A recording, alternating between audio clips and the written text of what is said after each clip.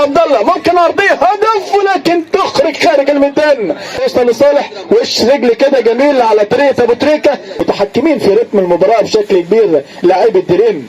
وقف على الكره توصل للاعب رقم 74 ومقطوع في الطريق. مجهود بدني كبير، مجهود بدني كبير وجبار، ولكن اللعيبه مصممه ان هي تلعب بالتيكي تاكا. تقف على رجله مقطوع على طول. حلو عبد الله تتقطع اسلام يقطع منه توصل لعبد الله تاني والارضيه وهدف.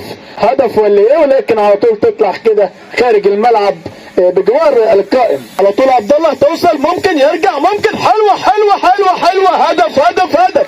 ممكن يرجع. الكره ملهاش كبير يعني بعد تمريره قصيره كده من لاعب السودان توصل للمهاجم على طول يمتص غضب او دفعه حارس المرمى عبد السلام ويلم بيمينه ويحط بشماله كما شاهدتوا اصدقائي المتابعين. هدف ولا اروع، هدف جميل جدا قدر يسجله اللاعب المهاجم لفريق السودان. قرب فين؟ حلو الراجل يلف وسطه كده توصل لاسلام. اسلام ممكن يصوب، اسلام ممكن يلعبها على اليمين توصل لعبد الله. عبد الله على طول هيرفع وشه يلعبها عرضيه تتلعب عرضيه ولكن حارس المرمى في المكان والزمان.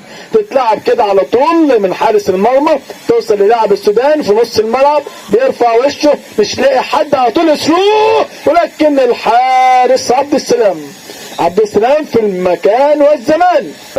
ابراهيم لاسلام وقف على كورته اللاعب الموهوب. بمناسبة الموهبة كما قال الزميل العزيز ايمن الكاشف اللاعب الموهوب يصنع ما لا يفعله المشاهد، اما اللاعب المصنوع يفعل ما يتوقعه المشاهد. ابراهيم لحارس المرمى من المهم جدا ان حارس المرمى يلعب برجله. الكرة الحديثة اصبحت دلوقتي حارس المرمى مش نص الفريق بس، ده حارس المرمى اصبح الفريق كله. حارس المرمى بيصنع اهداف وبيعمل اسيستات بل بيسجل اهداف.